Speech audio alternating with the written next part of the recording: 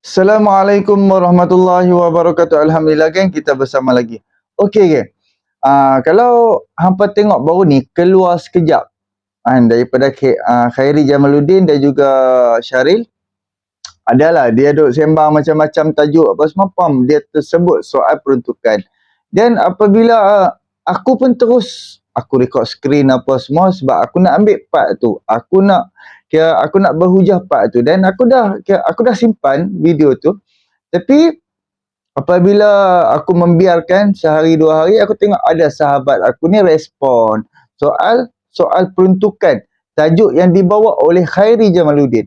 So aku fikir video original daripada keluar sekejap tu mungkin aku tak pamerkan di sini. Hampa boleh tengok dekat channel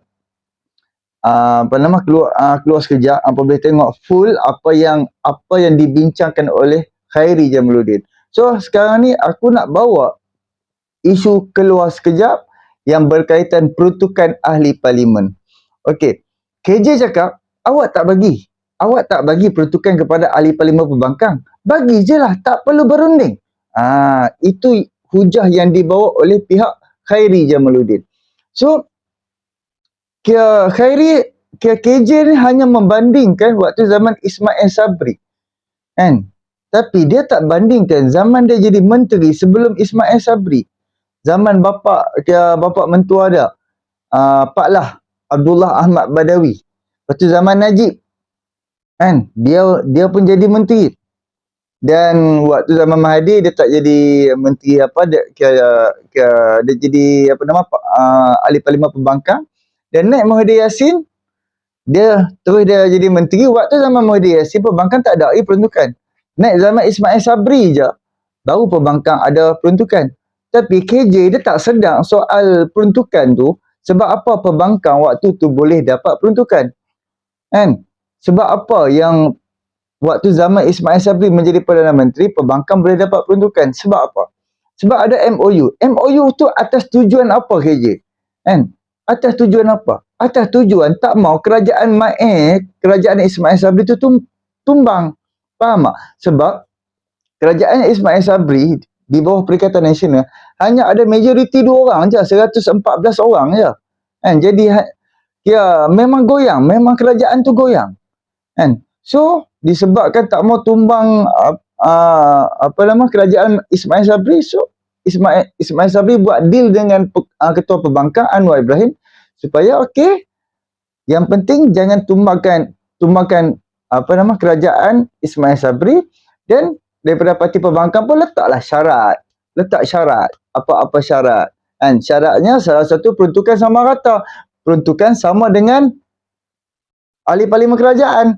Dan juga luluskan anti lompat parti dan juga luluskan undi 18. So ketiga-tiga perjanjian di sebalik MOU tu berlaku dan kerajaan Ismail Sabri pun tidak tumbang. So bila KJ bawa balik isu peruntukan dan dia kata sebab apa MAE boleh bagi, kan? Jadi dia mengundang hujah orang-orang ramai dan juga pakar-pakar ekonomi, orang-orang ekonomi pun respon di atas kenyataan KJ. Dan orang pun cakap KJ ni koyak sebenarnya. Dia memang koyak rabak cerita dia. Kan? Sebab apa? Kita pun tak faham. Awak hang hipokrit sangat. Sebelum ni awak hang tak sebut. Zaman MAE baru hang nak sebut. Apa hal? Waktu zaman hang jadi menteri bersama Najib, bersama Pak Lah, langsung haram apa jadah pun hang tak sebut. Sebab daripada dulu pembangkang tak pernah dapat peruntukan, bet. Kan? Jadi apabila KJ, sekejap aku akan bawa video sahabat aku ni, dia menceritakan juga. Macam dia ambil part ucapan KJ dan dia ulas di sebalik ucapan KJ. Jadi tak mau sembang banyak-banyak, jom kita dengar apa yang diperkatakan oleh sahabat ni, Nazri. Jom sama-sama kita dengar. Saya nak tanya, kenapa kena bincang? Kenapa kena bincang? Patut benda ni jadi automatik. Ya. Kalau betul-betul nak bawa reformasi institusi, selagi you adalah ahli parlimen, selagi orang itu adalah ahli parlimen, ahli Dewan Rakyat yang dipilih. Alright guys, ni satu isu yang saya fikir agak hangat lah buat masa ni kan, iaitu peruntukan untuk ahli parlimen. Okey, pertama sekali kita kena faham betul-betul tau. Sebenarnya yang tak ada tu adalah peruntukan direct kepada ahli parlimen. Peruntukan pembangunan dekat kawasan parlimen tu ada. Jadi sekarang ni kita bercakap tentang peruntukan kepada ahli parlimen. Tapi pertama sekali lah saya nak pesan sikit lah kepada KJ. Janganlah koyak sangat. Saya tengok Syaril dia cool, tapi KJ ni kadang-kadang dia koyak. Relax lah. Tarik nafas, hembus nafas. Tarik nafas, hembus nafas. Okey, dalam konteks ni saya akan memberi saya punya analisis secara kritis. Tapi don't worry, saya akan bagi saya punya komen secara adil. Pandangan profesional. Jadi sebelum tu, kita kena kembali ke masa sebelumnya, iaitu siapa yang mula-mula memperkenalkan MOU ni. Maksud saya, idea MOU ni datangnya daripada mana dan kenapa dia diperkenalkan. Benda tu kita kena tengok dulu. MOU ni mula diperkenalkan pada tahun 2021 di bawah pentadbiran Datuk Seri Ismail Sabri. Nama MOU tu apa? MOU Transformasi dan Kestabilan Politik. Ingat tu ada perkataan kestabilan tu. Okey, kenapa dia macam tu ini kita kena tengok. Jangan kita pakai serbu semacam aja. Kata keluar sekejap analisis politik. Ini macam marah-marah, kenapa? Relax Korang faham kan tentang langkah Sheraton, yang mana langkah Sheraton ni telah menyebabkan Pakatan Harapan 1.0 telah digulingkan. Diorang ni digulingkan oleh siapa? Diorang ni digulingkan oleh Kepimpinan Bersatu. Saya tak cakap Bersatu salah, Bersatu betul, itu saya tak nak cakap. Tapi faktanya kita kena tahu diorang ni telah digulingkan oleh Bersatu. Dan kemudian Bersatu tak lama digulingkan lagi sekali dengan UMNO. Iaitu bukan di luar pakatan diorang, di dalam pakatan diorang sendiri. Sesama Perikatan Nasional. Jadi, kerajaan yang dibentuk semasa tu di bawah pentadbiran Datuk Seri Ismail Sabri tidaklah begitu kuat. Mereka ni hanya memegang majoriti mudah je. Dan kita kena tahu, pada masa tu, negara sedang keluar daripada pandemik COVID-19. Jadi, Datuk Seri Ismail Sabri pun dia nak memastikan bahawa kerajaan itu stable. Dan dia tak naklah ada pakatan daripada pembangkang ni yang cuba untuk menggulingkan kerajaan sekali lagi. Sebab yang jadi mangsanya at the end of the day rakyat. Sebab itulah dekat MOU tu ada perkataan kestabilan politik. Jadi kalau korang tengok pada hari ni adakah politik hari ni betul-betul stable? Ada yang kata ya, ada yang kata tak. Tapi kalau korang tanya saya lah, saya melihat dia tidaklah 100% stabil. Okey, kenapa saya cakap macam tu? Kalau korang tengok sampai sekarang ada gerakan-gerakan dan juga sentimen tertentu daripada opposition ni yang mana mereka nak mengambil alih kerajaan, nak gulingkan kerajaan. Ini adalah sentimen yang benar guys. Memang kita dengar sampai hari ni walaupun dah lepas bulan Ogos lah. Of course kalau kita lihat hanya daripada sudut transformasi institusi, kita akan cakap tak apa, bagi je, tak payahlah ada apa-apa MOU agreement ke dan sebagainya, sepatutnya kena bagi je. Yes. Tapi kalau kita melihat daripada satu sudut lain, iaitu kestabilan politik, di situlah wujudnya idea untuk menandatangani MOU, dan idea itu diambil daripada Datuk Seri Ismail Sabri. Dan pada saya, apa yang dibuat oleh Datuk Seri Ismail Sabri masa pentadbiran beliau adalah satu benda yang sangat betul. Jadi pada saya kalaulah sentimen untuk menggulingkan kerajaan ni ataupun mengambil alih kerajaan persekutuan ataupun menjatuhkan kerajaan persekutuan tidak wujud, dan opposition sekarang ni dia bersedia untuk bekerjasama dengan kerajaan dan juga tidak ada gerakan-gerakan lah sehingga next PRU nanti untuk menggantikan kerajaan, saya fikir tak perlulah adanya MOU ke apa untuk bagi peruntukan parlimen tu. Akan tetapi PMX pun dia mengambil iktibar daripada apa yang berlaku pada masa lalu. Dan dia ni pun adalah seorang yang sangat berpengalaman lah. Jadi mana yang betul tu untuk menjamin kestabilan politik tu dia akan gunakanlah lagi kan. Dan saya fikir penting juga untuk opposition menjelaskan kepada orang ramai kenapa dia orang tak nak sign MOU tu. What is the reason? Sampai sekarang kita masih tak tahu kenapa dia orang tak nak sign MOU tu.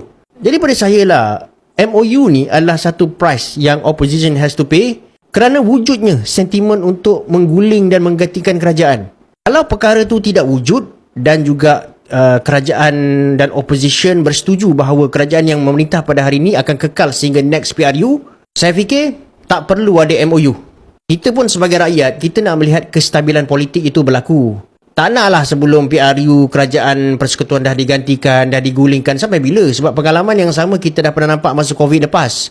Tak ada apa-apa kebaikan pun kepada rakyat. Dan bagi saya, kalau kita nak tukar, next PRU kita boleh buat. Bagi peluang kepada this government untuk jalankan tugas diorang dulu. Kalau diorang tak perform, kita tukarlah. Okey guys, apa pandangan korang tentang video ni? Kalau korang suka ataupun korang ada sebarang komen, jangan lupa letak komen dekat ruangan bawah dan jangan lupa sharekan video ni. Itulah komen sahabat ni kan. Okey. Kalau pada aku kalau bagi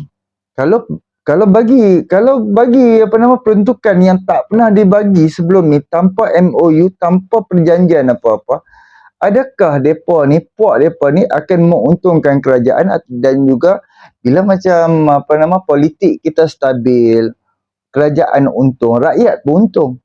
Tapi apabila kita bagi juga peruntukan apa semua tidak menguntungkan pihak kerajaan, malah tidak menguntungkan lagi lah, tidak menguntungkan rakyat dan juga negara. Sebab kestabilan politik tu sangat-sangat penting. Cuba hampa tengok. Mula-mula hari tu bukan main game. Okey, depa tak dapat bentuk kerajaan lepas pada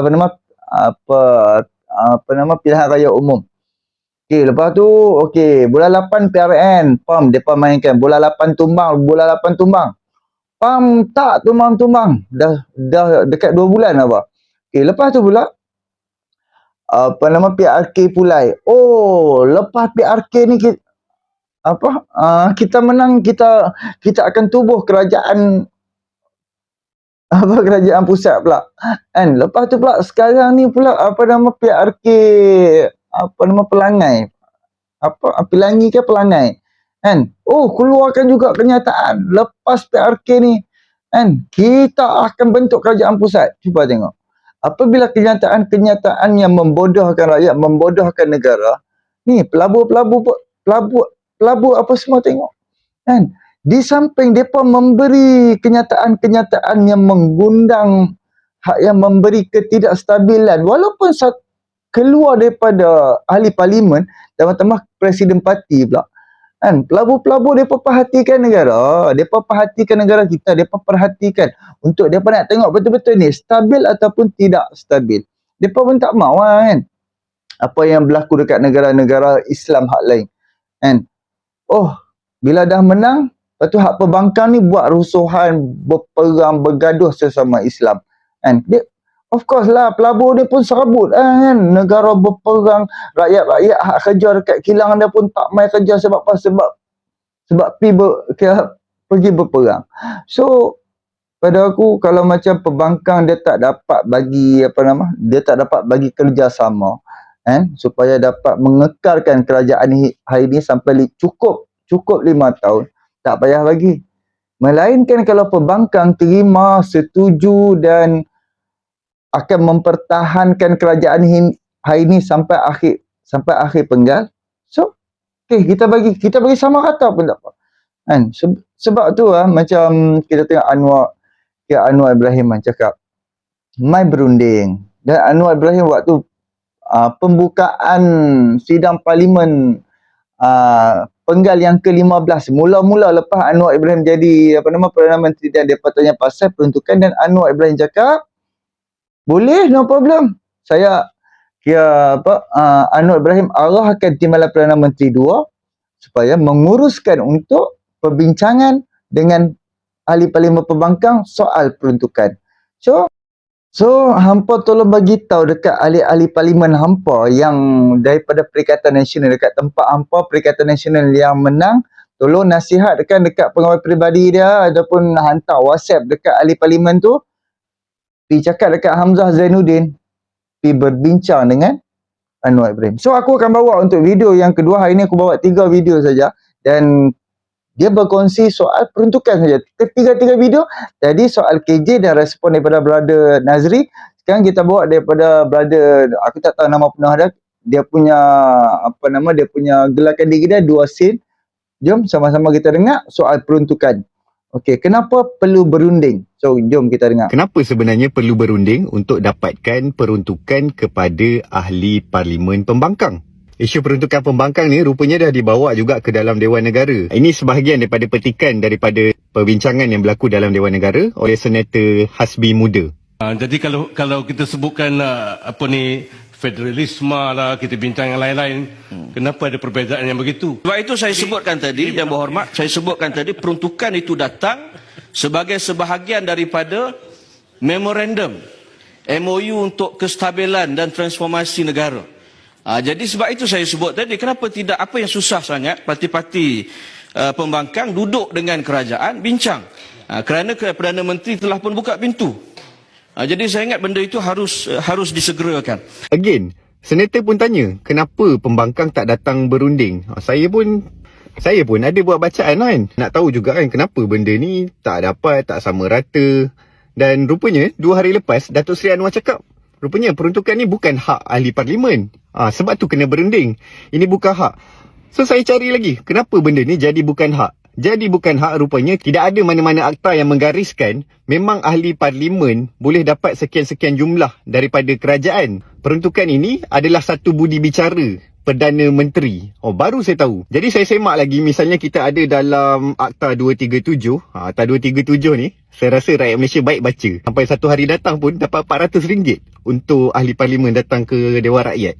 Gaji, peruntukan, pencen, allowance dan sebagainya.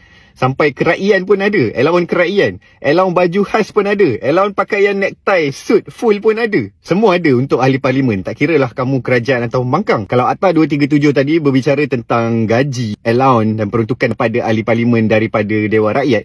Akta 347 pula adalah berkenaan Akta Majlis Parlimen, keistimewaan dan kuasa. Dekat sini pun ada apa kuasa-kuasa ahli Dewan Rakyat, kuasa speaker. Semua ni pun saya rasa elok semua orang baca. Di dalam kedua-dua Akta 237 dan Akta 347 memang tak ada sebarang sebutan yang memperuntukkan sebenarnya ada jumlah tertentu yang perlu diberikan oleh Perdana Menteri ataupun oleh kerajaan atau oleh Kementerian Kewangan atau Jabatan Perdana Menteri kepada sesiapa. Rupanya amalan ini bukannya termaktub di bawah perlembagaan. Bila tak termaktub bawah perlembagaan, jadi saya semak jugalah apa yang berlaku sebenarnya dalam kerajaan-kerajaan lepas. Dalam kerajaan-kerajaan lepas, misalnya peruntukan yang diberikan oleh Tan Sri Muhyiddin Yassin adalah di penghujung Julai 2021 apabila kerajaan itu almost bertukar 2 bulan kemudian dengan Datuk Seri Ismail Sabri. Kemudian semasa Datuk Seri Ismail Sabri, peruntukan ini diberi selepas ada memorandum persefahaman di antara kerajaan dan pembangkang. Waktu itu ketua pembangkang adalah Datuk Seri Anwar Ibrahim. Ramai yang jadi pembangkang waktu tu sebab kerajaan ada 112 kerusi sahaja. Jadi dalam ramai ni mereka berdamai dengan kerajaan untuk mendapatkan persefahaman kepada kestabilan politik dan bersetuju tak nak ada tebuk atap dan sebagainya, bagi ruang kepada kerajaan untuk mentadbir, termasuklah peruntukan yang diberikan kepada ahli parlimen pembangkang. Bila sampai ke penggal ini, Perdana Menteri Datuk Seri Anwar Ibrahim buat benda yang sama, iaitu dia nak pembangkang datang berunding dengan kerajaan. Yang ditugaskan adalah TPM Fadilah. Kenapa dia nakkan satu rundingan tu? Ada beberapa kebarangkalian. Pertama, model yang paling dekat adalah kita boleh tengok seperti model dalam pentadbiran Datuk Seri Ismail Sabri. Kita nak persetujuan bahawa ahli parlimen buat kerja dan tak nak ada penggulingan-penggulingan kerajaan lagi. Kedua, apa yang nak diberikan oleh Datuk Seri Anwar Ibrahim ini adalah peruntukan kepada pentadbiran sahaja. Maksudnya bukan dengan pembangunan. Kenapa Datuk Seri Anwar cakap ini bukan hak? Sebab peruntukan untuk pembangunan ini boleh disalurkan melalui jabatan dan agensi kerajaan. Maksudnya rakyat bukan meminta daripada ahli parlimen. Sebaliknya boleh rujuk Jabatan Kebajikan Masyarakat, boleh rujuk kepada agensi-agensi berkaitan seperti Fama. Kaedah untuk memberi peruntukan sebegini adalah untuk kita membenarkan supaya agensi kerajaan dapat berfungsi dengan lebih baik dengan peruntukan yang sewajarnya dan kita dapat mengurangkan ketirisan akibatkan salah guna wang yang dilakukan oleh ahli parlimen. Sebab peruntukan itu sangat besar. Satu tanggungjawab yang perlu digalas oleh Perdana Menteri adalah memikirkan ketirisan yang mungkin berlaku dalam kalangan kerajaan.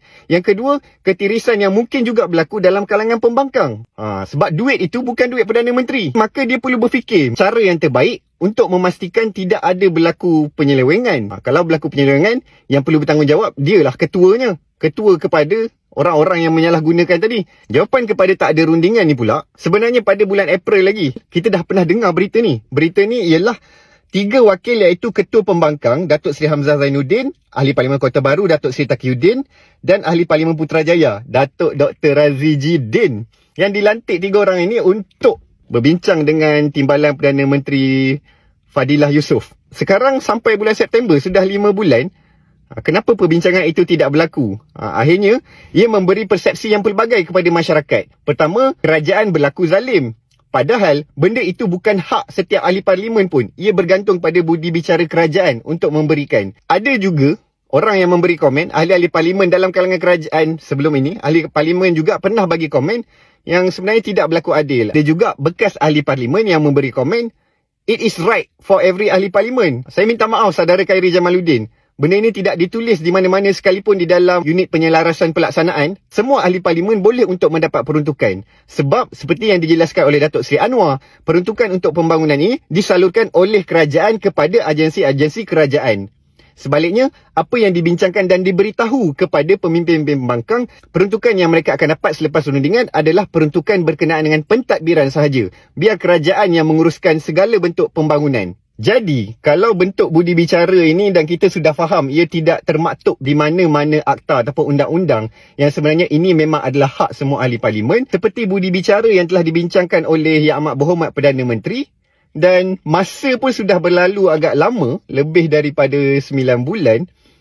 Satu persoalan yang perlu dipikirkan oleh semua orang adalah kenapa sebenarnya pembangkang tak hadir lagi untuk berunding dengan kerajaan. Saya mungkin ada teori-teori tertentu sebab benda ini boleh jadi drama. Boleh untuk buat satu propaganda ketidakadilan dan bagi tahu kerajaan tak bagi, maka orang tak percaya.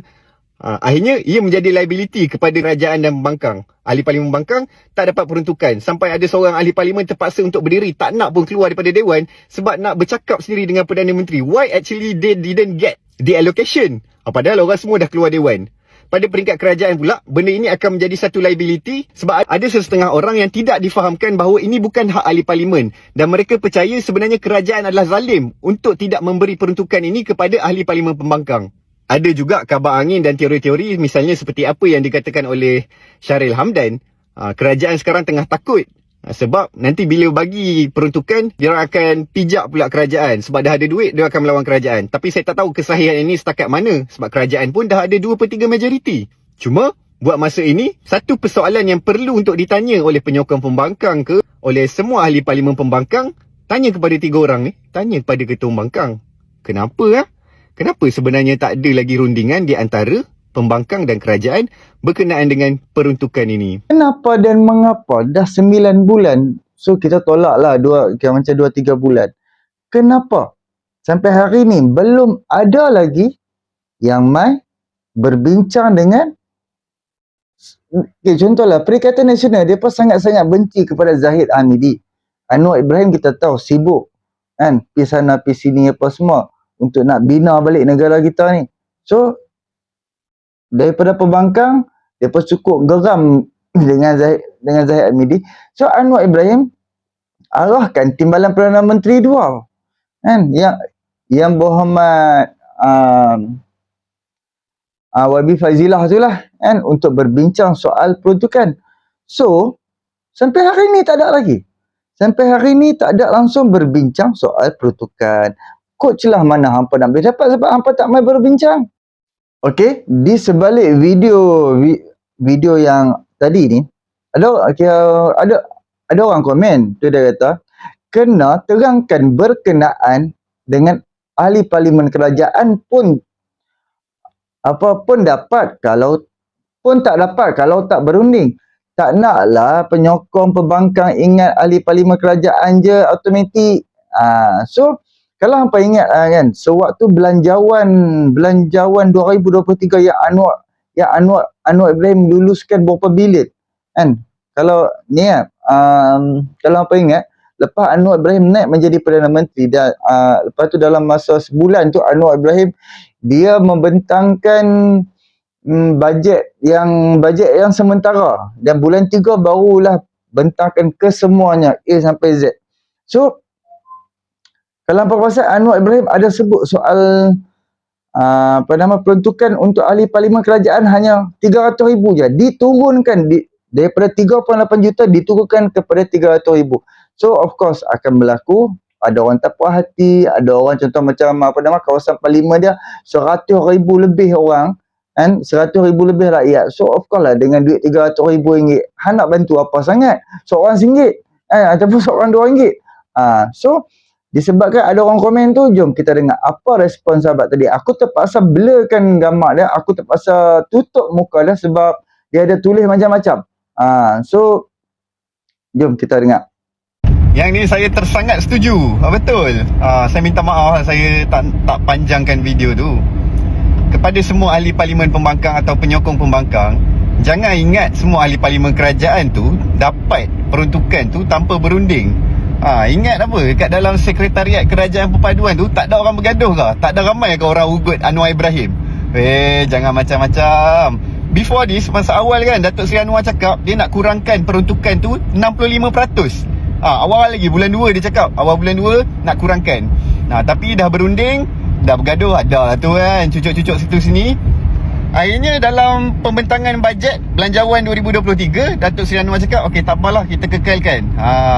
Sebab ada ahli parlimen kerajaan yang mempertikai, sebab ada sebahagian kawasan yang memerlukan jumlah wang yang banyak. Macam pengundi kan ramai dekat Bangi, PJ, berbanding sebahagian kawasan yang tak sampai 50,000, lebih kurang macam tu.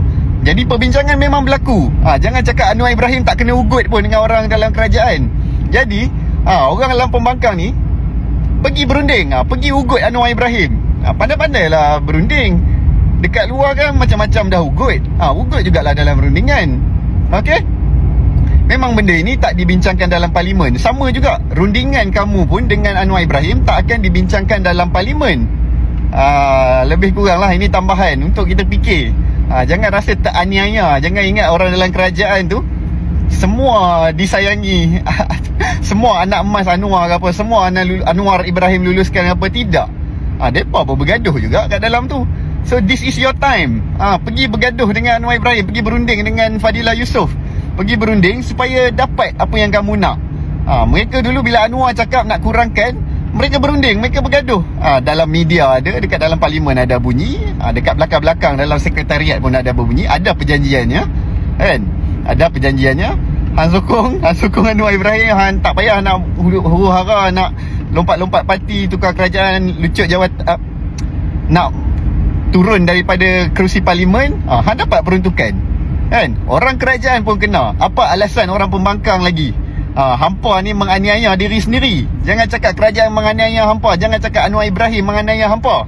Alright? Thank you. Minta maaf saya nak pendekkan video je semalam. Alright. Okey geng. Itulah kira serba sedikit kan. Kalau hampa ingat Anwar Ibrahim umumkan apa peruntukan ahli parlimen kerajaan diturunkan kepada 300,000. Tiba-tiba naik balik 3.8 juta balik. 3 juta lah kan. Tiba-tiba boleh naik sebab apa? Of course lah, daripada pihak kerajaan pun ada juga perundingan di antara depa macam sesama depa kan. Tak adil lah kan. Contoh kalau macam dekat Petaling Jaya, dekat Gombak, dekat Parlimen Gombak, cuba tengok ada berapa ratus ribu orang kan. Ada 100,000 lebih orang kan. Tahulah apa nama 100,000 lebih. Kalau kena dia tu jadi pembangkang, tahu kalau dia tu pihak kepada kerajaan, ahli parlimen kerajaan kan. Jadi dia perlukan duit yang banyak untuk dia nak selesaikan masalah-masalah dekat tempat dia kan. Sebab itulah orang kata buatlah seperti mana yang dibuat oleh Anwar Ibrahim bersama dengan Ismail Sabri, berunding bersama-sama kan. Okey, apakah syarat hang kan? Ini adalah syarat aku kan. Apa macam syarat di antara kerajaan dan syarat di antara pembangkang bersetuju bersama-sama, baru fair, baru adil, barulah hang dapat bantu tempat hang juga, kami dapat bantu tempat kami juga kan. Jadi itulah orang kata macam kembali kepada KJ tadi kan. Pada aku hang tak payahlah koyak rabak sangat, hang tak payah cemburu sangat, sebab kita tahu KJ ni pada akulah situasi kehidupan dia sekarang ni. Bayangkan orang pernah macam kita kata orang muda dapat jadi kedudukan, dapat jadi menteri, dapat tempat. Semua orang kenal, dia pilih mana pun orang kenal. Of course lah, dia rasa nikmat, sedapnya jadi menteri. Sebab tu dia ada tanam cita-cita dia nak jadi Perdana Menteri. Dan dia ada tanam cita-cita dia nak jadi Presiden Parti UMNO. Pumpak kan. Dia tak jaga mulut dia, presiden dia pun dia balon. Apabila dia dipindahkan daripada Negeri Sembilan kepada Sungai Buloh, dia hentam presiden dia lagi, dia hentam dan dia terus hentam dan dia dipecat. Dan apabila dipecat, kalau Kalau apa yang berlaku dekat KJ tu kalau kena dekat kita, of course lah kita pun geram juga. Kita pun geram kepada bos kita yang bos kita pecat kita tu. And of course lah siapa-siapa kena kat siapa pun memang akan geram. Teman-teman sekarang ni UMNO ada di dalam kerajaan.